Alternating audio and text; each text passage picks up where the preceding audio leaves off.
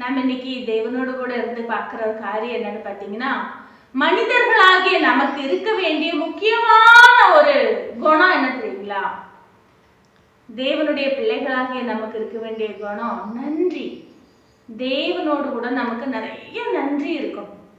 நம்ம விடுகிற சுவாசத்திலிருந்து நமக்கு கிடைத்திருக்கிற அத்தனை நன்மைகளும் நம்ம தேவனால தான் பெற்றுக்கொள்ளும்.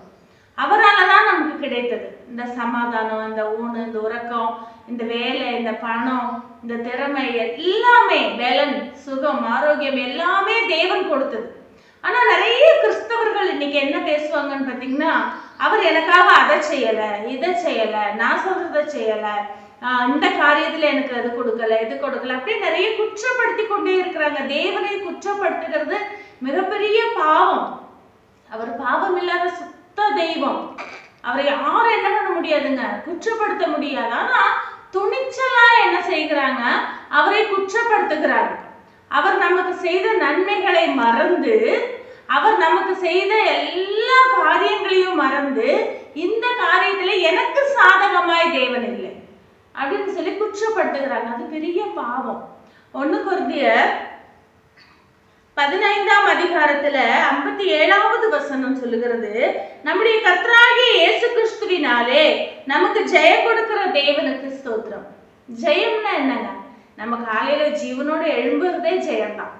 எல்லாமே ஜெயம்தான். நம்ம வாழ்க்கையில் நடக்கிற அத்தனை காரியங்களும் ஜெயம்தான்.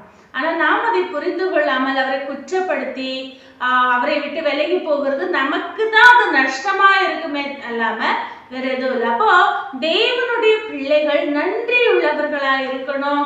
காலையில் எழும்பும் போதும் தேவனுக்கு நன்றி சொல்லணும். இரவு தூங்குறதுக்கு முன்பாகவும் கர்த்தருக்கு நன்றி சொல்லணும். ஏன்னா அவ்வளவு நன்மைகளை செய்திருக்கிறார், அவ்வளவு ஆசீர்வாதங்களை நமக்கு தந்திருக்கிறார்.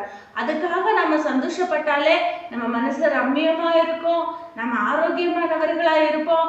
நம்மளுடைய இந்த சந்தோஷமும் நாம தேவனுக்கு கொடுக்கிற அந்த நன்றியும் அவரை நேசிக்கிறதும் விசுவாசிக்கிறதுமே நம்மளுடைய வாழ்க்கையை இன்னும் இன்னும் இன்னும் இன்னும் ஆசீர்வாதமாய் மாற்றும். அப்படி உங்க எல்லாரையும் தேவன் ஆசீர்வதிக்கட்டும். கர்த்தர்